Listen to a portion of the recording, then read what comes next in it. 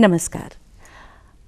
एक मुलाकात प्रोग्राम 'ਚ ਅੱਜ ਸਾਡੇ ਮਹਿਮਾਨ ਹੈਗੇ अशोक बंसल जी। अशोक बंसल जी एक बहुत खूबसूरत यात्रा 'ਚ काफ़ी टाइम बिता चुके हैं। ਹੁਣ ਤੁਸੀਂ ਹੈਰਾਨ ਹੋ ਰਹੇ ਹੋਗੇ ਕਿ ਯਾਤਰਾ 'ਚ ਜਿਨ੍ਹਾਂ ਨੇ ਟਾਈਮ ਬਿਤਾਇਆ ਹੈ ਉਹਨਾਂ ਨੂੰ ਅੱਜ ਅਸੀਂ ਆਪਣੇ ਸਟੂਡੀਓ ਕਿਵੇਂ ਖਿੱਚ ਲਿਆ ਹੈ। ਐਕਚੁਅਲੀ ਉਹਨਾਂ ਦੀ ਯਾਤਰਾ ਰਹੀ ਸੱਭਿਆਚਾਰ ਬਾਰੇ, ਜੁੜੇ ਹੋਈ ਮਿੱਟੀ ਦੀ ਖੁਸ਼ਬੂ ਨਾਲ ਉਹ ਬਹੁਤ ਕੁਝ ਸੋਚਦੇ ਰਹੇ, ਵਿਚਾਰਦੇ ਰਹੇ ਅਤੇ ਉਸੇ ਯਾਤਰਾ 'ਚੋਂ ਉਹਨਾਂ ਨੇ ਜਿਹੜਾ ਮੰਥਨ ਕਰਕੇ ਅੰਮ੍ਰਿਤ ਕੱਢਿਆ, ਅੱਜ ਉਹ ਇੱਕ ਕਿਤਾਬ ਦੇ ਰੂਪ 'ਚ ਸਾਡੇ ਸਾਹਮਣੇ ਆ ਚੁੱਕਿਆ ਹੈ। ਉਹਨਾਂ ਦੀ ਇਸ ਯਾਤਰਾ ਬਾਰੇ, ਉਹਨਾਂ ਦੀ ਇਸ ਕਿਤਾਬ ਬਾਰੇ ਅਸੀਂ ਉਹਨਾਂ ਨਾਲ ਬਹੁਤ ਸੀ ਗੱਲਾਂ ਕਰਾਂਗੇ। ਤੇ ਆਓ ਸਵਾਗਤ ਕਰਦੇ ਹਾਂ ਅਸ਼ੋਕ ਬੰਸਲ ਜੀ ਦਾ। ਬਹੁਤ ਬਹੁਤ ਸਵਾਗਤ ਹੈ ਸਰ। ਤੁਹਾਡਾ ਸਰ, ਤੁਸੀਂ ਅੱਜ ਇੱਥੇ ਮਹਿਮਾਨ ਬਣ ਕੇ ਆਏ ਅਤੇ ਅਸੀਂ ਤੁਹਾਡਾ ਬਹੁਤ ਬਹੁਤ ਸ਼ੁਕਰੀਆ ਅਦਾ ਕਰਦੇ ਹਾਂ। ਤੁਹਾਡੀ ਕਿਤਾਬ ਜਿੱਦਾਂ ਕਿ ਬਹੁਤ ਹੀ ਖੂਬਸੂਰਤ ਕਿਤਾਬ ਹੈ ਅਤੇ ਮਿਊਜ਼ੀਕਲ ਇੰਸਟਰੂਮੈਂਟ ਦਾ ਜਿਹੜਾ ਕਵਰ ਬਣਿਆ ਹੈ ਅਤੇ ਉਹ ਜ਼ਾਹਿਰ ਕਰਦਾ ਹੈ ਕਿ ਇਸ 'ਚ ਕਿਤੇ ਨਾ ਕਿਤੇ ਸੰਗੀਤ ਦੇ ਬਾਰੇ ਤੁਸੀਂ ਜ਼ਿਕਰ ਕੀਤਾ ਹੈ ਅਤੇ ਸੰਗੀਤ ਦੇ ਕਿਸ ਰੂਪ ਨੂੰ, ਕਿਸ ਰੁੱਖ ਨੂੰ ਤੁਸੀਂ ਇਸ ਕਿਤਾਬ 'ਚ ਸੰਜੋਇਆ ਹੈ, ਅਸੀਂ ਉਹਦੇ ਬਾਰੇ ਜਾਣਨਾ ਚਾਹਾਂਗੇ। ਮੈਡਮ, ਬੜੀ ਅੱਛੀ ਗੱਲ ਹੈ ਤੁਹਾਡੀ, ਕਿਉਂਕਿ ਜਿਸ ਤਰ੍ਹਾਂ ਭੋਜਨ ਸਾਡੇ ਕਲਬੂਤ ਦਾ ਖੁਰਾਕ ਹੈ, ਜਿਹੜਾ ਸੰਗੀਤ ਹੈ ਉਹ ਸਾਡੀ ਰੂਹ ਦਾ ਖੁਰਾਕ ਹੈ। ਔਰ ਮੈਂ ਇਕੱਲਾ ਹੀ ਨਹੀਂ, ਪੂਰੀ ਕਾਇਨਾਤ ਜੋ ਮਨੁੱਖ ਇਸ ਧਰਤੀ 'ਤੇ ਪੈਦਾ ਹੁੰਦਾ ਹੈ ਉਹਦੀ ਰੂਹ ਦੀ ਖੁਰਾਕ ਸੰਗੀਤ ਹੈ। ਔਰ ਪੰਜਾਬੀਆਂ ਦੇ ਵਿੱਚ ਇਹ ਲੋਰੀ ਤੋਂ ਲੈ ਕੇ ਉਹਦੇ ਅੰਤਮ ਜਿਹੜੀ ਯਾਤਰਾ ਉਹਦੇ ਵਹਿਣਾ ਤੱਕ ਉਸ ਸੰਗੀਤ ਦੇ ਰੂਪ ਦੇ ਵਿੱਚ ਸਾਥ ਨਿਭਾਉਂਦਾ। ਬਿਲਕੁਲ, ਹਰ ਰੰਗ ਹੈ ਸੰਗੀਤ 'ਚ ਅਤੇ ਖਾਸ ਤੌਰ ਨਾਲ ਜਦ ਗੱਲ ਕੀਤੀ ਜਾਂਦੀ ਹੈ ਸਾਡੇ ਪੰਜਾਬ ਦੇ ਸੰਗੀਤ ਦੀ, ਅਤੇ ਉਹ ਸੰਗੀਤ ਮੈਨੂੰ ਲੱਗਦਾ ਹੈ ਆਪਣੇ ਆਪ 'ਚ ਇੱਕ ਰੂਹਾਨੀ ਸੰਗੀਤ ਸੀ। ਉਸ 'ਚ ਹਰ ਦਰਦ, ਹਰ ਗੱਲ ਨੂੰ ਕਹਿਣ ਦਾ ਇੱਕ ਜਜ਼ਬਾ ਸੀ। ਬਹੁਤ ਖੂਬਸੂਰਤ ਸ਼ਬਦ ਸੀਗੇ। ਤੁਸੀਂ ਆਪਣੀ ਕਿਤਾਬ 'ਚ ਉਹਨਾਂ ਨੂੰ ਕਿਸ ਤਰ੍ਹਾਂ ਸੰਜੋਇਆ ਹੈ, ਮੈਂ ਜਾਣਨਾ ਚਾਹਾਂਗੀ। ਮੇਰੀ ਕਿਤਾਬ ਦਾ ਜਾਂ ਮੇਰੀ ਸੋਚ ਦਾ ਕੁਝ ਢੰਗ ਵੱਖਰਾ ਸੀ ਜੀ। ਜਿਹੜੀ ਮੇਰੀ ਸ਼ੁਰੂਆਤ ਹੋਈ ਉਹ ਪੁਰਾਣੇ ਜਿਹੜੇ ਪੰਜਾਬੀ ਗੀਤ ਸੀ ਸੁਣਨ ਦੀ ਹੋਈ। ਮੇਰੀ ਓਨੀ ਉਮਰ ਨਹੀਂ ਜਿਹੜੀ ਮੇਰੀ ਆਪਣੀ ਉਮਰ ਤੋਂ ਪਹਿਲਾਂ ਦੇ ਗੀਤ ਮੇਰੇ ਜ਼ਿਹਨ ਦੇ ਵਿੱਚ ਆਉਣ ਲੱਗ ਪਏ ਸੁਣ ਕੇ ਉਹਨਾਂ ਨੂੰ। ਬਹੁਤ ਬਹੁਤ ਖੂਬਸੂਰਤ ਗੱਲ। ਉਹ ਰਿਕਾਰਡ ਮੈਂ ਇਕੱਠੇ ਕਰਨੇ ਸ਼ੁਰੂ ਕਰ ਦਿੱਤੇ। ਓਕੇ। ਜਦੋਂ ਰਿਕਾਰਡ ਇਕੱਠੇ ਕਰਨੇ ਸ਼ੁਰੂ ਕਰ ਦਿੱਤੇ, ਅੱਜ ਤੱਕ ਉਹ ਮੇਰੇ ਕੰਨਾਂ 'ਚ ਪੈਂਦੇ ਹੈ।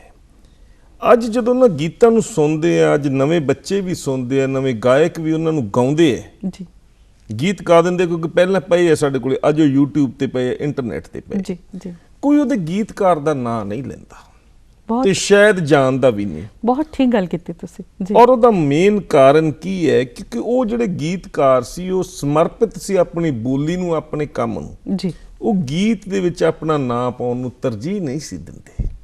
ਗੀਤ ਦੀ ਭਾਵਨਾ, ਉਹਨਾਂ ਮੁਤਾਬਕ ਗੀਤ ਦੀ ਭਾਵਨਾ ਖਤਮ ਹੁੰਦੀ ਸੀ।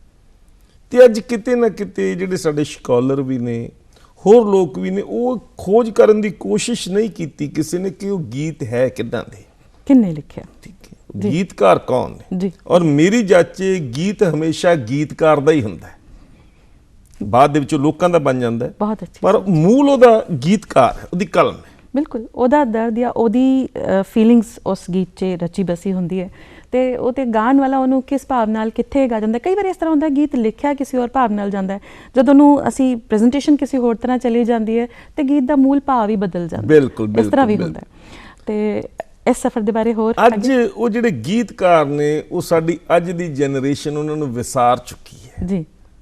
ਤੇ ਮੇਰਾ ਇੱਕ ਕੋਸ਼ਿਸ਼ ਸੀ, ਮੈਂ ਪਿਛਲੇ 17-18 ਵਰ੍ਹਿਆਂ ਤੋਂ ਲੱਗਿਆ ਹੋਇਆ ਕਿ ਗੀਤਕਾਰਾਂ ਨੂੰ ਸਾਹਮਣੇ ਲੈ ਕੇ ਆਇਆ।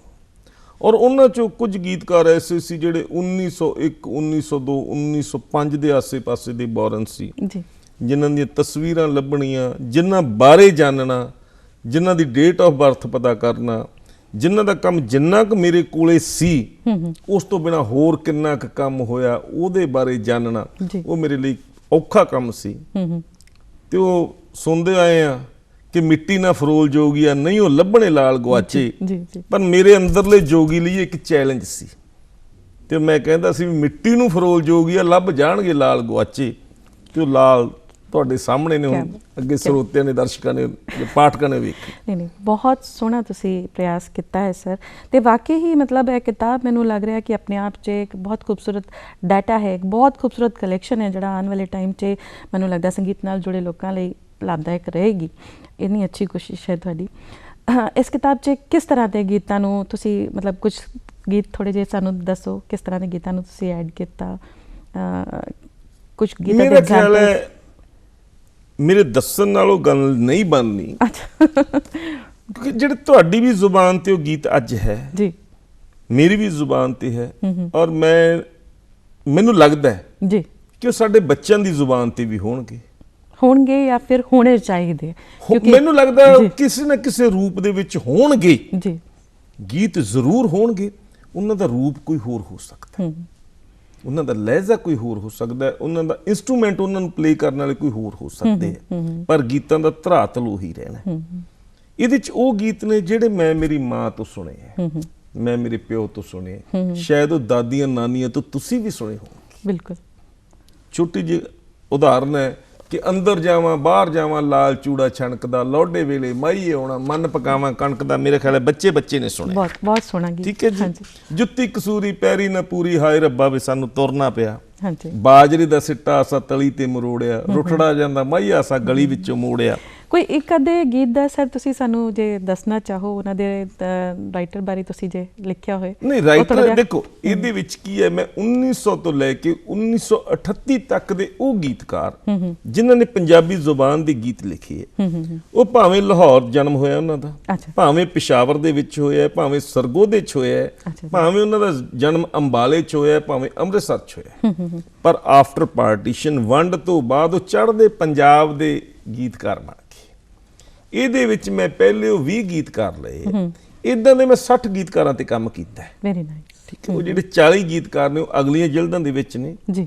ਇਹਦੇ ਵਿੱਚ ਜਿਹੜੇ ਗੀਤਕਾਰ ਮੈਂ ਲਏ ਆ ਉਹਨਾਂ 'ਚ ਗਿਆਨ ਚੰਦ ਧਵਨ ਜੀ, ਅੱਛਾ ਜੀ, ਠੀਕ ਹੈ ਜੀ, ਹਰਭਜਨ ਸਿੰਘ ਚਮਕ, ਇਹਨਾਂ ਅੱਖੀਆਂ 'ਚ ਪਾਵਾਂ ਕਿਵੇਂ ਕੱਜਲਾ ਵੀ ਅੱਖੀਆਂ 'ਚ ਤੂੰ ਵਸਦਾ, ਚੜ ਪੀਂਘ ਦੇ ਹੁਲਾਰੇ ਨਾਲ ਗਾਵਾਂ ਵੀ ਇੱਕ ਵਾਰੀ ਆ ਜਹਾਨੀ, ਹਰਭਜਨ ਸਿੰਘ ਚਮਕ। ਸਾਧੂ ਸਿੰਘ ਆਂਚਲ, ਮਹਿਰਮ ਦਿਲਾਂ ਦੇ ਮਾਹੀ ਮੋੜੇਗਾ ਕਰ ਮੁਹਾਰਾ ਜੀ, ਵਰਮਾ ਮਲਕ ਜੀ, ਲੰਮਾ ਲੰਮਾ ਬਾਜਰੇ ਦਾ ਸਿੱਟਾ ਕਿ ਮੂੰਹ ਦਾ ਮਾਹੀ ਮਿੱਠਾ ਹੈ ਜੀ। ਇੰਦਰਜੀਤ ਸਿੰਘ ਤੁਲਸੀ, ਇੱਧਰ ਕਣਕਾਂ ਉੱਧਰ ਕਣਕਾਂ, ਵਿੱਚ ਕਣਕਾਂ ਦੇ ਬੂਰ ਪਿਆ, ਮੁਟਿਆਰੇ ਜਾਣਾ ਦੂਰ ਪਿਆ।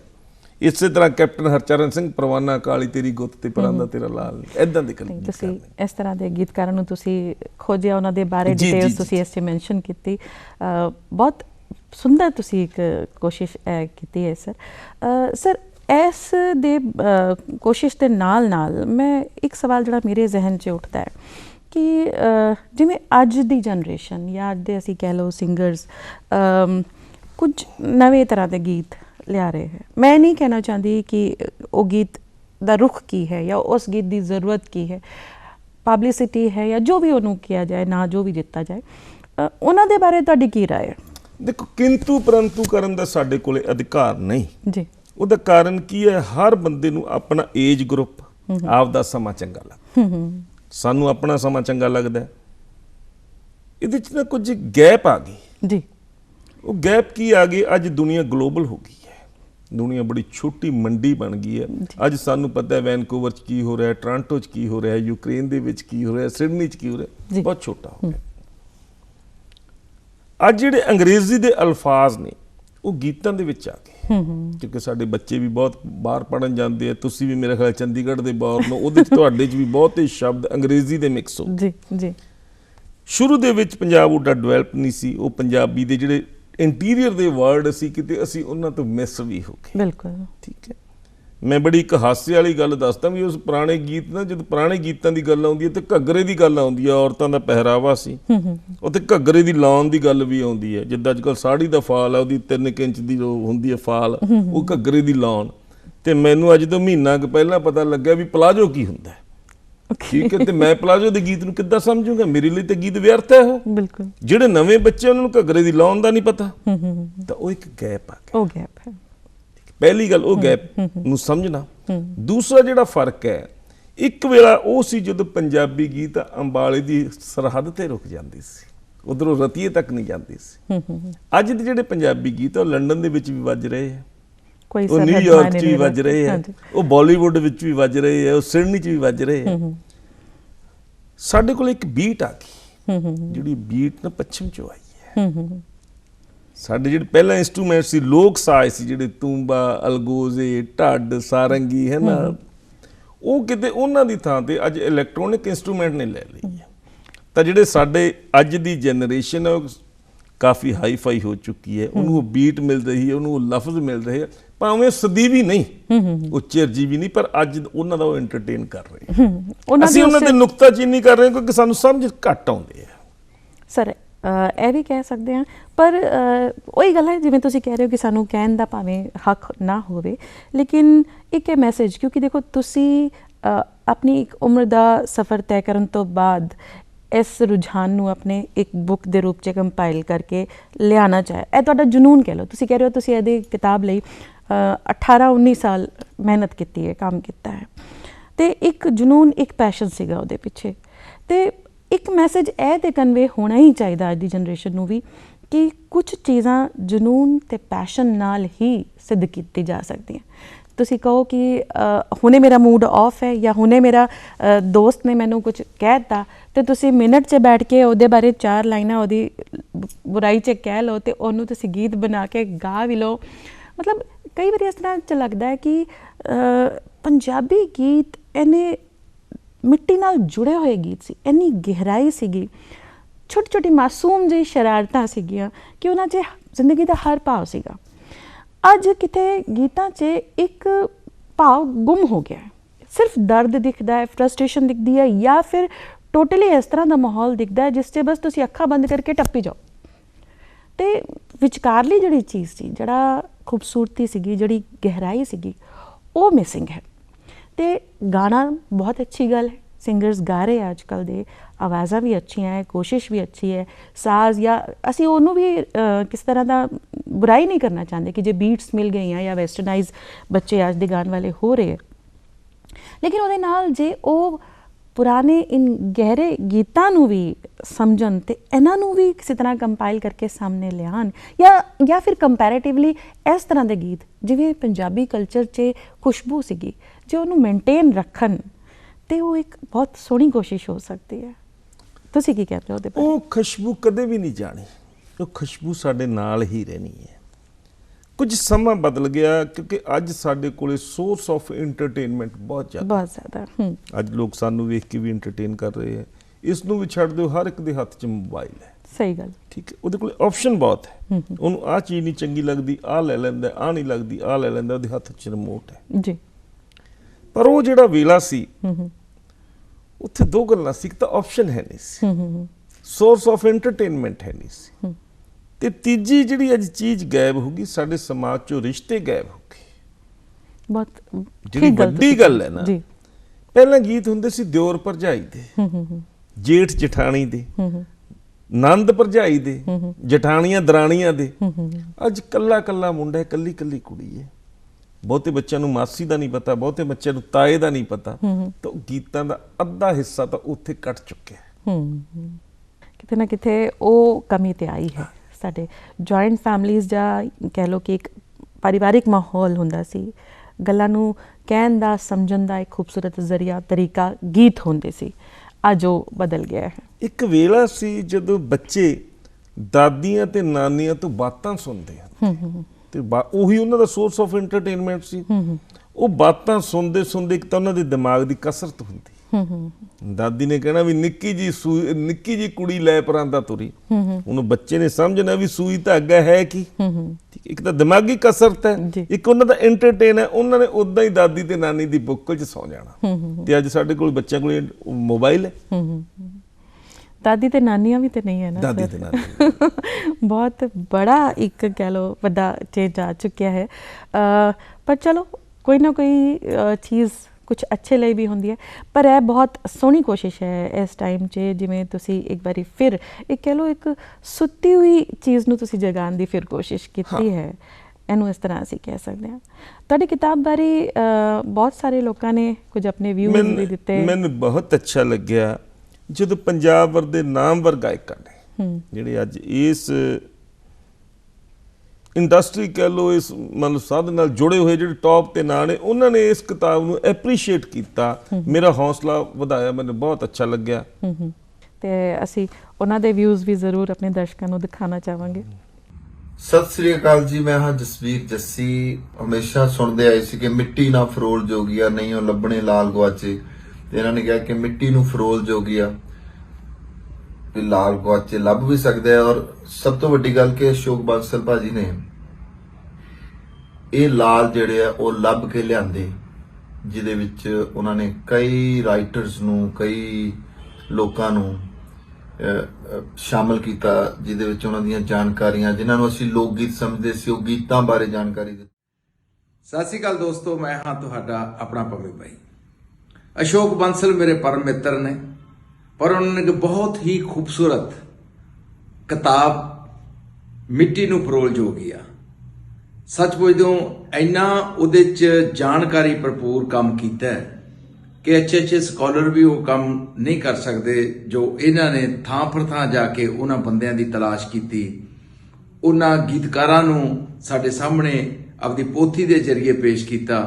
ਤੇ ਮੈਂ ਸਲੂਟ ਕਰਦਾ ਆਪਣੇ ਭਰਾ ਨੂੰ ਤੇ ਉਮੀਦ ਕਰਦਾ ਕਿ ਹਰ ਬੰਦਾ ਇਸ ਪੋਥੀ ਨੂੰ ਜ਼ਰੂਰ ਪੜ੍ਹੇ, ਜਿਹਨੂੰ ਮੌਸੀਕੀ ਦਾ ਝੱਲ ਹੈ, ਜਿਹਨੂੰ ਪਿਆਰ ਹੈ, ਸਨੇਹ ਹੈ। ਜਿਹੜੇ ਬੰਦੇ ਪੰਜਾਬੀ ਸੰਗੀਤ ਨੂੰ ਮਾਣਦੇ ਨੇ ਉਹਨਾਂ ਦੇ ਲਈ ਮਿੱਟੀ ਨੂੰ ਫਰੋਲ ਜੋਗੀਆ ਪੜ੍ਹਨਾ ਬਹੁਤ ਜ਼ਰੂਰੀ ਹੈ। ਅਸ਼ੋਕ ਬਾਂਸਲ ਜੀ ਬਾਰੇ ਮੈਨੂੰ ਪਤਾ ਸੀ ਕਿ ਉਹ ਪੰਜਾਬੀ ਸੰਗੀਤ ਦਾ ਭਮੱਕੜ ਹੈ, ਖੋਜੀ ਪ੍ਰਵਿਰਤੀ ਦਾ ਇਨਸਾਨ ਹੈ। ਜਿੱਥੋਂ ਵੀ ਪੰਜਾਬੀ ਸੰਗੀਤ ਬਾਰੇ ਜਿਹੜਾ ਖਜ਼ਾਨਾ ਮਿਲਦਾ ਉਹ ਇਕੱਠਾ ਕਰ ਲੈਂਦੇ ਆ। ਪਰ ਅੱਜ ਮੈਨੂੰ ਉਹਨਾਂ ਦੀ ਕਿਤਾਬ ਜਿਹੜੀ ਮਿਲੀ ਆ, ਮਿੱਟੀ ਨੂੰ ਫਰੋਲ ਜੋਗੀਆ, ਸੱਚਮੁੱਚ ਅਸ਼ੋਕ ਬਾਂਸਲ ਜੀ ਨੇ ਮਿੱਟੀ ਨੂੰ ਫਰੋਲ ਕੇ ਗੁਆਚੇ ਹੋਏ ਲਾਲ ਲੱਭੇ ਆ। ਪੰਜਾਬੀ ਸੰਗੀਤ ਦੇ, ਪੰਜਾਬੀ ਗੀਤਕਾਰੀ ਦੇ ਬਹੁਤ ਸਾਰੇ ਗੀਤ ਹੈ, ਅਸੀਂ ਜਦੋਂ ਸੁਣਦੇ ਹਾਂ ਤਾਂ ਅਸੀਂ ਗੀਤ ਦੇ ਵਹਿਣ ਦੇ ਵਿੱਚ ਬਹਿ ਜਾਂਦੇ ਹਾਂ, ਸੰਗੀਤ ਵਿੱਚ ਅਸੀਂ ਚਲੇ ਜਾਂਦੇ ਹਾਂ, ਲੇਕਿਨ ਸੋਚਦੇ ਨਹੀਂ ਵੀ ਇਹ ਕਿਹਦਾ ਲਿਖਿਆ ਗੀਤ ਹੋਊਗਾ, ਜਾਂ ਫਿਰ ਉਹਨਾਂ ਨੂੰ ਲੋਕ ਗੀਤ ਸਮਝ ਲੈਂਦੇ ਹਾਂ। ਪਰ ਅਸ਼ੋਕ ਬਾਂਸਲ ਨੇ ਇਹ ਕੰਮ ਕੀਤਾ। ਅਸ਼ੋਕ ਬਾਂਸਲ ਮਾਨਸਾ ਖੋਜੀ ਬੰਦਾ, ਜਨੂਨੀ ਬੰਦਾ, ਸਿਰੜੀ ਬੰਦਾ। ਉਹਦੀ ਕਿਤਾਬ ਆਈ ਆ ਮਿੱਟੀ ਨੂੰ ਫਰੋਲ ਜੋਗੀਆ। ਜੋ ਖੋਜਾਂ ਕਿਸੇ ਵੇਲੇ ਲੋਕ ਆਉਣ ਦੇ ਵਿੱਚ, ਜਿਵੇਂ ਡਾਕਟਰ ਬਣਜਾਰਾ ਬੇਦੀ ਨੇ ਕੀਤੀਆਂ ਸੀ, ਜਿਵੇਂ ਮਾਲਵੇ ਦੇ ਟੱਪੇ ਇਕੱਠੇ ਕਰਕੇ PhD ਦਾ ਥੀਸਿਸ ਤਿਆਰ ਕੀਤਾ ਸੀ ਡਾਕਟਰ ਨਾਰ ਸਿੰਘ ਨੇ, ਉਸੇ ਲੜੀ ਦੇ ਵਿੱਚ ਇੱਕ ਹੋਰ ਵੱਡੀ ਪੜਾਲ ਪੁੱਟੀ ਗਈ ਆ ਅਸ਼ੋਕ ਬਾਂਸਲ ਮਾਨਸਾ ਦੀ ਕਿਤਾਬ ਮਿੱਟੀ ਨੂੰ ਫਰੋਲ ਜੋਗੀਆ।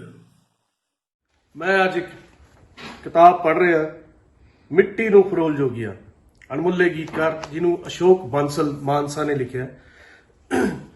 ਸੱਚ ਜਾਣਿਓ, ਮਤਲਬ ਮੈਨੂੰ ਤਕਰੀਬਨ 26-27 ਸਾਲ ਹੋ ਗਏ ਸੰਗੀਤ ਦੀ ਇੰਡਸਟਰੀ ਨਾਲ ਜੁੜੇ ਹੋਏ, ਪਰ ਆਹ ਕਿਤਾਬ ਪੜ੍ਹ ਕੇ ਮੈਨੂੰ ਐਂ ਲੱਗਦਾ ਕਿ ਜਿਵੇਂ ਮੈਂ ਅੱਜ ਹੀ ਪੜ੍ਹਨਾ ਸ਼ੁਰੂ ਕੀਤਾ ਹੋਵੇ। ਸੰਗੀਤ ਦੀ ਪਹਿਲੀ ਕਲਾਸ ਅੱਜ ਜੁਆਇਨ ਕੀਤੀ ਹੈ।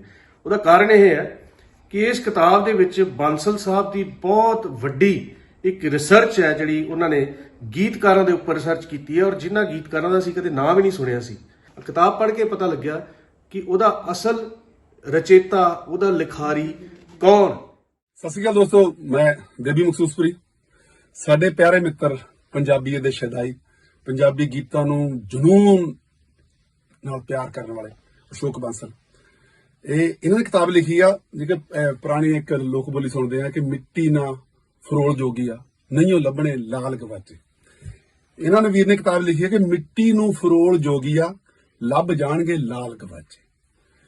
ਕਰੀਬ 20 ਸਾਲਾਂ ਤੋਂ ਸਾਡੀ ਦੋਸਤੀ ਆ ਅਸ਼ੋਕ ਬਾਂਸਲ ਵੀਰ ਨਾਲ, ਤੇ ਮੈਂ ਸਮਝਦਾ ਹੁੰਦਾ ਵੀ ਇੰਨੀ ਸ਼ਿੱਦਤ ਨਾਲ ਗੀਤਾਂ ਨੂੰ ਪਿਆਰ ਕਰਨ ਵਾਲੇ ਬੰਦੇ ਬਹੁਤ ਘੱਟ। ਜਿਹੜੇ ਬੰਦੇ ਕੰਮ ਕਰਦੇ ਉਹਨਾਂ ਨੂੰ ਪਿਆਰ ਹੁੰਦਾ, ਜਿਹੜਾ ਮਿਊਜ਼ਿਕ ਡਾਇਰੈਕਟਰ ਉਹਨੂੰ ਸੰਗੀਤ ਨਾਲ ਬਹੁਤ ਇਸ਼ਕ ਹੈ, ਗੀਤਕਾਰ ਨੂੰ ਗੀਤਾਂ ਨਾਲ ਬਹੁਤ ਇਸ਼ਕ ਹੈ, ਇਹ ਕੰਪੋਜ਼ਰ ਨੂੰ ਕੰਪੋਜੀਸ਼ਨ ਨਾਲ ਬਹੁਤ ਇਸ਼ਕ ਹੈ, ਫਿਲਮ ਮੇਕਰ ਨੂੰ ਫਿਲਮ ਨਾਲ ਬਹੁਤ ਇਸ਼ਕ ਹੈ। ਪਰ ਇਹ ਇੱਕ ਐਸਾ ਬੰਦਾ ਜਿਹੜਾ ਕਾਰੋਬਾਰ ਇਹਦੇ ਹੋਰ ਹੈ, ਰੋਜ਼ੀ ਰੋਟੀ ਭਾਵੇਂ ਹੋਰ ਕਿਸੇ ਵੀ ਕੰਮ ਤੋਂ ਚੱਲਦੀ ਹੋਵੇ, ਪਰ ਇਹਦਾ ਪਹਿਲਾ ਇਸ਼ਕ ਗੀਤ ਸੁਣਨੇ।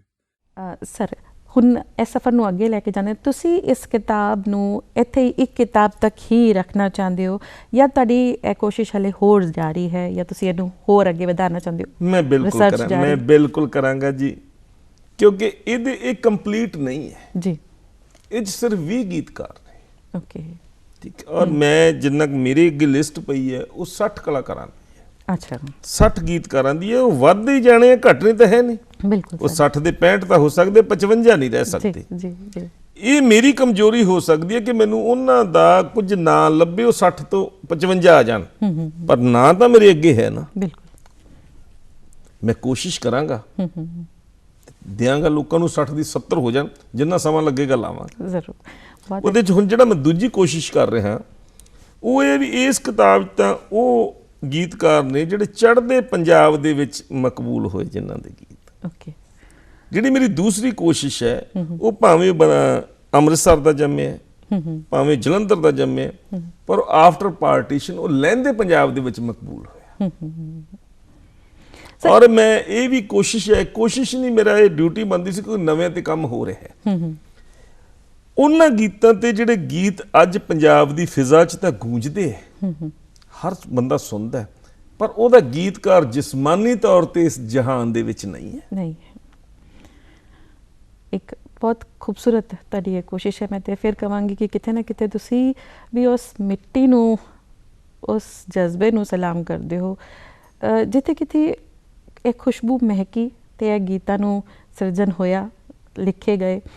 ਉਹ ਆਰਟਿਸਟ ਕਦੀ ਸੋਚਦੇ ਵੀ ਨਹੀਂ ਹੋਣੇ, ਜਾਂ ਉਹਨਾਂ ਦੇ ਪਰਿਵਾਰ ਜਾਂ ਉਹਨਾਂ ਦੇ ਹੋਰ ਜੁੜੇ ਹੋਏ ਲੋਕੀ ਕਦੀ ਇਸ ਗੱਲ ਨੂੰ ਆਪਣੀ ਕੋਸ਼ਿਸ਼ ਨਾ ਹੋਣ ਕਰਕੇ ਵੀ ਸ਼ਾਇਦ ਕੁਛ ਇੱਕ ਖਲਿਸ਼ ਦਿਲ 'ਚ ਰੱਖਦੇ ਹੋਣ, ਲੇਕਿਨ ਜਿਵੇਂ ਤੁਸੀਂ ਕੋਸ਼ਿਸ਼ ਕਰ ਰਹੇ ਹੋ ਤੇ ਬਹੁਤ ਅੱਛਾ ਉਹਨਾਂ ਲਈ ਹੋਗਾ। ਬੜੀਆਂ ਪ੍ਰੋਬਲਮਸ ਆਈਆਂ ਉਹਦੇ ਲਈ, ਜਿੱਦਾਂ ਜੇ ਕੋਈ ਉਹਨੂੰ ਇੰਨੇ ਪੁਰਾਣੇ 100 ਸਾਲ ਤੋਂ ਪਹਿਲਾਂ ਦਾ ਸਮਾਂ ਹੋ ਗਿਆ, ਉਸ ਵੇਲੇ ਨਾ ਤਾਂ ਫੋਟੋਗ੍ਰਾਫੀ ਦਾ ਉਦਾਂ ਦਾ ਸਿਸਟਮ ਸੀ, ਨਾ ਉਹ ਸਟਾਈਲ ਸੀ, ਨਾ ਇਕਵਿਪਮੈਂਟ ਸੀ, ਤਾਂ ਜਿਹੜੀਆਂ ਮੈਨੂੰ ਤਸਵੀਰਾਂ ਮਿਲੀਆਂ ਉਹ ਵੀ ਬਹੁਤ, ਉਹਨਾਂ ਦੀ ਹਾਲਤ ਖਸਤਾ ਸੀ, ਉਹ ਕਿਤੇ ਛਪਣ ਦੇ ਰੀਪ੍ਰਿੰਟ ਹੋਣ ਦੇ ਯੋਗ ਨਹੀਂ ਸੀ।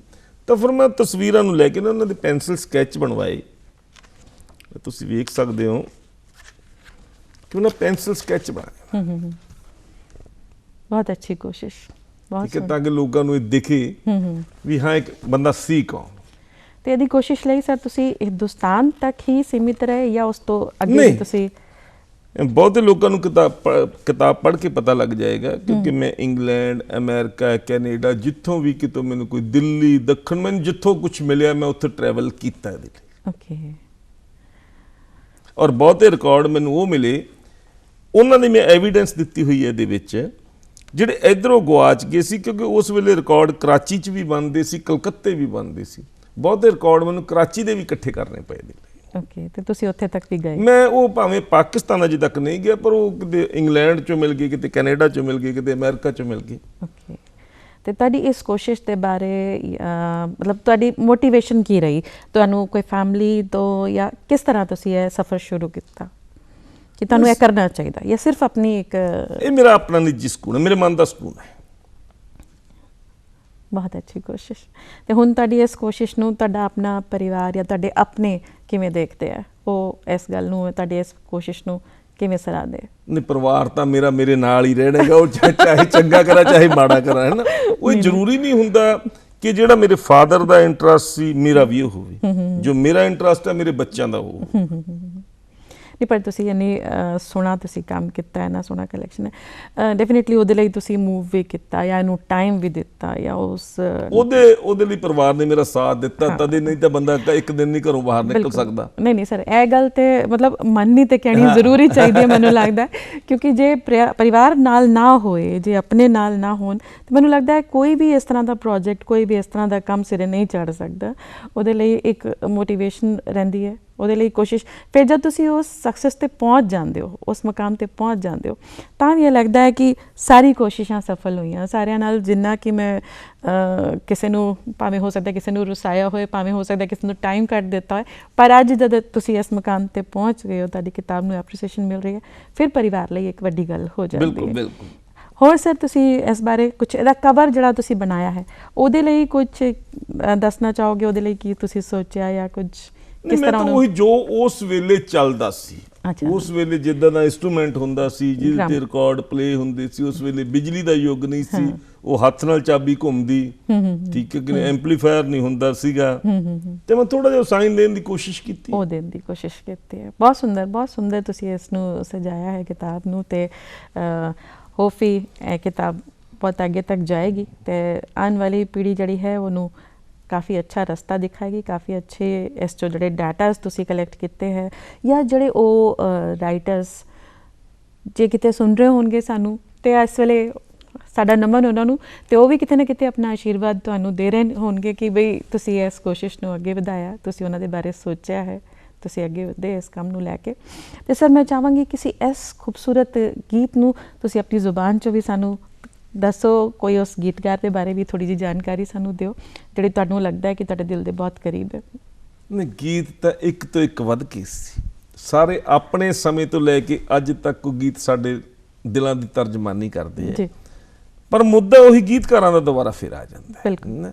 ਮੈਂ ਸ਼ੁਰੂ ਤੋਂ ਲੈ ਕੇ ਅੱਜ ਤੱਕ ਇਹੀ ਸੋਚਦਾ ਰਿਹਾ ਵੀ ਟਾਂਡੇ ਚੂਪ ਨੇ ਚਰੀ ਦੇ ਹਾਣੀਆਂ ਵੇ ਘਰ 'ਚ ਸੰਧੂਰੀ ਅੰਬੀਆਂ ਹਨ, ਆ ਜਾ ਝੁੱਕ ਝੁੱਕ ਪੈਂਦੀਆਂ ਨੇ ਟਾਹਣੀਆਂ ਵੇ ਘਰ 'ਚ ਸੰਧੂਰੀ ਅੰਬੀਆਂ ਹਨ, ਤਵੇਂ ਉਹ ਕਾਲੇ ਰੰਗ ਜਿਨ੍ਹਾਂ ਦੇ ਹਥਨੀਆਂ ਵਰਗੇ ਅੰਗ ਜਿਨ੍ਹਾਂ ਦੇ ਉਹ ਵੀ ਬਣ ਬਣ ਬਹਿੰਦੀਆਂ ਨੇ ਰਾਣੀਆਂ ਵੀ ਘਰ 'ਚ ਸੰਧੂਰੀ ਅੰਬੀਆਂ। ਔਰ ਲੋਕ ਗੀਤ ਦਾ ਮੁਹਾਂਦਰਾ ਲੋਕ ਗੀਤ ਦੀ ਪਰਿਭਾਸ਼ਾ ਪੂਰੀ ਕਰਦਾ ਹੈ, ਪਰ ਉਹ ਮੈਨੂੰ ਫੋਲਾ ਫਾਲੀ ਕਰਨ ਤੇ ਪਤਾ ਲੱਗਿਆ ਕਿ ਇਹ ਗੀਤ ਇੰਦਰਜੀਤ ਸਿੰਘ ਤੁਲਸੀ ਦੀ ਰਚਨਾ ਹੈ। ਬਿਲਕੁਲ ਇਸੇ ਤਰ੍ਹਾਂ ਆ ਦੇਖੋ, ਗੀਤ ਹੈ ਕੁੱਟ ਕੁੱਟ ਬਾਜਰਾ ਮੈਂ ਕੋਠੇ ਉੱਤੇ ਪਾਉਣੀ ਹੈ, ਹਾਏ ਮਾਂ ਮੇਰੀ ਮੈਂ ਕੋਠੇ ਉੱਤੇ ਪਾਉਣੀ ਆ, ਹਾਏ ਵੇ ਮੇਰੇ ਹਾਣੀਆਂ ਮੈਂ ਕੋਠੇ ਉੱਤੇ ਪਾਉਣੀਆਂ, ਆਉਣਗੇ ਕਾਗ ਉਡਾ ਜਾਣਗੇ ਸਾਨੂੰ ਦੂਣਾ ਪੁਆੜਾ ਪਾ ਜਾਣਗੇ। ਇਹ ਵੀ ਇਦਾਂ ਹੀ ਲੱਗਦਾ ਜਿੱਦਾਂ ਲੋਕ ਗੀਤ ਹੁੰਦਾ, ਪਰ ਜਦੋਂ ਫੋਲਾ ਫਾਲੀ ਕਰਨ ਤੇ ਪਤਾ ਲੱਗਿਆ ਕਿ ਗੀਤ ਕੈਪਟਨ ਹਰਚਰਨ ਸਿੰਘ ਪਰਵਾਨਾ ਦਾ। ਇਦਾਂ ਦੇ ਅਨੇਕਾਂ ਹੀ ਗੀਤ ਇਹਦੇ ਵਿੱਚ ਸਮੋਏ ਪਏ ਨੇ। ਕਹਿੰਦਾ ਮੈਂ ਕਾਲੀ ਤੇਰੀ ਗੁੱਤ ਤੇ ਪਰਾਂਦਾ ਤੇਰਾ ਲਾਲ ਦੀ ਪਹਿਲਾਂ ਹੀ ਗੱਲ ਕਰ ਚੁੱਕਿਆਂਗਾ। ਕਹਿੰਦਾ ਇੱਕ ਮਲਕੀ ਖੂਹ ਦੇ ਉੱਤੇ ਭਰਦੀ ਪਈ ਸੀ ਪਾਣੀ, ਇਹਦਾ ਵੀ ਬੜਾ ਭੁਲੇਖਾ ਪੈਂਦਾ, ਸੋਹਣ ਸਿੰਘ ਸੀਤਲ ਦਾ ਇਹਦੇ ਵਿੱਚ ਜ਼ਿਕਰ ਹੈ। ਕਈ ਖੂਬਸੂਰਤ ਇੱਦਾਂ ਦੇ ਗੀਤ ਹੈਗੇ ਜਿਹੜੇ ਅਸੀਂ ਬੜੇ ਗੀਤ ਨੇ। ਪ੍ਰਕਾਸ਼ ਸਾਥੀ ਜੀ ਜਦੋਂ ਮੇਰੀ ਅਰਥੀ ਉਠਾ ਕੇ ਚੱਲਣਗੇ ਮੇਰੇ ਯਾਰ ਸਭ ਹਮ ਹਮਾ ਕੇ ਚੱਲਣਗੇ, ਚੱਲਣਗੇ ਮੇਰੇ ਨਾਲ ਦੁਸ਼ਮਣ ਵੀ ਮੇਰੇ, ਇਹ ਵੱਖਰੀ ਇਹ ਗੱਲ ਮੁਸਕਰਾ ਕੇ ਚੱਲਣਗੇ, ਉਹਦਾ ਬੜਾ ਭੁਲੇਖਾ ਪੈਂਦਾ ਸੀ। ਉਹ ਪ੍ਰਕਾਸ਼ ਸਾਥੀ ਦਾ ਉਹਨਾਂ ਦਾ ਪੂਰਾ ਜ਼ਿਕਰ ਹੈ ਹੋਰ ਗੀਤਾਂ ਦਾ ਵੀ। ਹੋਰ ਤੁਸੀਂ ਜਾਣਨਾ ਚਾਹੋਗੇ ਕੁਝ ਹੋਰ, ਤੁਸੀਂ ਜਾਣਕਾਰੀ ਸਾਡੇ ਦਰਸ਼ਕਾਂ ਨੂੰ ਦੇਣਾ ਚਾਹੋਗੇ? ਜਾਣਕਾਰੀ ਤਾਂ ਮੇਰੇ ਥਰੂ ਤੁਸੀਂ ਲੈ ਕੇ ਇਕੱਠੀ ਕਰਕੇ ਦੇਣੀ ਹੈ, ਮੈਂ ਤਾਂ ਤੁਹਾਡੇ ਥਰੂ ਦਰਸ਼ਕਾਂ ਦੇ ਸਵਾਲਾਂ ਦੇ ਜਵਾਬ ਦੇ ਸਕਦਾ। ਨਹੀਂ, ਮੈਂ ਤੇ ਫਿਰ ਦਰਸ਼ਕਾਂ ਨੂੰ ਇਹੋ ਕਹਿਣਾ ਚਾਹਾਂਗੀ ਕਿ ਤੁਸੀਂ ਇਸ ਕਿਤਾਬ ਨੂੰ ਪੜ੍ਹੋ। ਅਸ਼ੋਕ ਬੰਸਲ ਜੀ ਦੇ ਇਸ ਪ੍ਰਯਾਸ ਨੂੰ ਤੁਸੀਂ ਵੀ ਕਿੱਥੇ ਤੱਕ ਸਾਰਥਕ ਸਮਝਦੇ ਹੋ, ਇਹ ਜ਼ਰੂਰ ਨਿਰਧਾਰਿਤ ਕਰੋ, ਇਹ ਜ਼ਰੂਰ ਡਿਸਾਈਡ ਕਰੋ, ਤਾਂ ਕਿ ਇਸ ਤਰ੍ਹਾਂ ਦੀ ਖੋਜ, ਇਸ ਤਰ੍ਹਾਂ ਦੀ ਜਿਹੜੀ ਕੋਈ ਜਾਣਕਾਰੀ ਹੈ, ਜਿਹੜਾ ਕੋਈ ਇਕੱਤਰਿਤ ਕਰਨ ਲਈ ਇੰਨਾ ਟਾਈਮ ਲਗਾਉਂਦਾ ਹੈ, ਇੰਨੀ ਕੋਸ਼ਿਸ਼ ਕਰਦਾ ਹੈ, ਇੰਨੇ ਪੈਸ਼ਨ ਨਾਲ ਜੀਂਦਾ ਹੈ ਇੰਨਾ ਲੰਬਾ ਟਾਈਮ, ਉਹ ਸਫਲ ਹੋ ਸਕੇ, ਉਹ ਅੱਗੇ ਵੱਧ ਸਕੇ। ਇਹੋ ਜਿਹੀ ਕੋਸ਼ਿਸ਼ਾਂ ਹੋਰ ਵੀ ਹੋਣੀਆਂ ਚਾਹੀਦੀਆਂ। ਅਤੇ ਪੰਜਾਬ ਦੀ ਮਿੱਟੀ ਦੀ ਖੁਸ਼ਬੂ ਜਾਂ ਇਸ ਤਰ੍ਹਾਂ ਦੀ ਲੇਖਣੀ, ਮੇਰਾ ਮੰਨਣਾ ਇਹ ਵੀ ਹੈ ਕਿ ਕਲਮ ਬਹੁਤ ਕੁਛ ਕਹਿ ਸਕਦੀ ਹੈ, ਕਲਮ ਇੱਕ ਬਹੁਤ ਵੱਡਾ ਚੇਂਜ ਲਿਆ ਸਕਦੀ ਹੈ। ਅਸੀਂ ਇਸ ਗੀਤਾਂ ਦੇ ਬਾਰੇ ਜਾਂ ਇਸ ਤਰ੍ਹਾਂ ਦੇ ਲੇਖਕਾਂ ਦੇ ਬਾਰੇ ਲਿਖ ਕੇ ਇੱਕ ਵਾਰੀ ਫਿਰ ਉਹਨਾਂ ਨੂੰ ਉਜਾਗਰ ਕਰ ਸਕਦੇ ਹਾਂ, ਇੱਕ ਵਾਰੀ ਫਿਰ ਆਪਣੇ ਨਵੇਂ ਸਿੰਗਰਸ ਜਿਹੜੇ ਹੈਗੇ, ਸੰਗੀਤ ਦੇ ਪ੍ਰੇਮੀ ਜਿਹੜੇ ਹੈਗੇ, ਉਹਨਾਂ ਨੂੰ ਇਹੋ ਜਿਹੇ ਗੀਤਾਂ ਵੱਲ ਮੋੜ ਸਕਦੇ ਹਾਂ, ਉਹਨਾਂ ਨੂੰ ਫਿਰ ਦੱਸ ਸਕਦੇ ਹਾਂ ਕਿ ਕਿੰਨੀ ਚੀਜ਼ ਖੂਬਸੂਰਤ ਸੀਗੀ ਜਿਹੜੀ ਸਾਡੀ ਆਪਣੀ ਸੀਗੀ, ਜਿਹਨੂੰ ਸ਼ਾਇਦ ਕਿਸੇ ਲੋਕ ਕਲਾਕਾਰ ਨੇ, ਕਿਸੇ ਬੈਠੇ ਹੋਏ ਕਿਸੇ ਹੋਰ ਕੰਮਗਾਰ ਨੇ ਇਸ ਤਰ੍ਹਾਂ ਹੀ ਆਪਣੀ ਧੁਨ 'ਚ ਆਪਣੇ ਕਿਸੇ ਔਜ਼ਾਰ ਹਥਿਆਰ ਨਾਲ ਕੰਮ ਕਰਦੇ ਕਰਦੇ 2-4 ਲਾਈਨਾਂ 'ਚ ਕਹਿ ਦਿੱਤਾ, ਲੇਕਿਨ ਉਹ ਇੰਨੀ ਗਹਿਰੀ, ਇੰਨੀ ਖੂਬਸੂਰਤ ਗੱਲ ਹੋ ਗਈ ਜੋ ਅੱਜ ਦੇ ਟਾਈਮ ਤੱਕ ਵੀ ਸਾਨੂੰ ਬਹੁਤ ਅੱਛੇ ਮੈਸੇਜਸ ਦੇ ਸਕਦੀ ਹੈ। ਇਸ ਤਰ੍ਹਾਂ ਦੀ ਕੋਸ਼ਿਸ਼ਾਂ ਹੋਰ ਹੋਣੀਆਂ ਚਾਹੀਦੀਆਂ। ਇਹੋ ਜਿਹੇ ਗੀਤਾਂ ਨੂੰ ਅਸੀਂ ਹੋਰ ਸੁਣੀਏ, ਹੋਰ ਅੱਗੇ ਵਧੀਏ, ਇਹੀ ਸਾਡੀ ਕੋਸ਼ਿਸ਼ ਰਹਿਣੀ ਚਾਹੀਦੀ ਹੈ। ਅਸ਼ੋਕ ਜੀ, ਤੁਸੀਂ ਸਾਡੇ ਬੁਲਾਵੇ 'ਤੇ ਇੱਥੇ ਆਏ, ਤੁਸੀਂ ਇੰਨੀ ਖੂਬਸੂਰਤ ਜਾਣਕਾਰੀ ਸਾਨੂੰ ਦਿੱਤੀ। ਇਸ ਕਿਤਾਬ ਦੇ ਬਾਰੇ ਵੀ ਤੁਹਾਨੂੰ ਬਹੁਤ ਬਹੁਤ ਸ਼ੁਭਕਾਮਨਾ। ਕਿਤਾਬ ਬਹੁਤ ਅੱਗੇ ਵਧੇ। ਤੁਹਾਡਾ ਦੂਰਦਰਸ਼ਨ ਦਾ, ਸਰੋਤਿਆਂ ਦਾ ਫਿਰ ਤਹਿ ਦਿਲੋਂ ਸ਼ੁਕਰੀਆ ਕਰਦਾ ਕਿ ਤੁਸੀਂ ਮੇਰੇ ਲਈ ਸਮਾਂ ਕੱਢਿਆ। ਸਾਨੂੰ ਬਹੁਤ ਅੱਛਾ ਲੱਗਿਆ ਤੁਸੀਂ ਸਾਡੇ ਕੋਲ ਆਏ ਅਤੇ ਇਸ ਤਰ੍ਹਾਂ ਦੀ ਗੱਲਬਾਤ ਅਸੀਂ ਕੀਤੀ। ਤੁਹਾਡਾ ਆਉਣ ਲਈ ਬਹੁਤ ਬਹੁਤ ਮੁਸ਼ਕਿਲ। Thank you sir.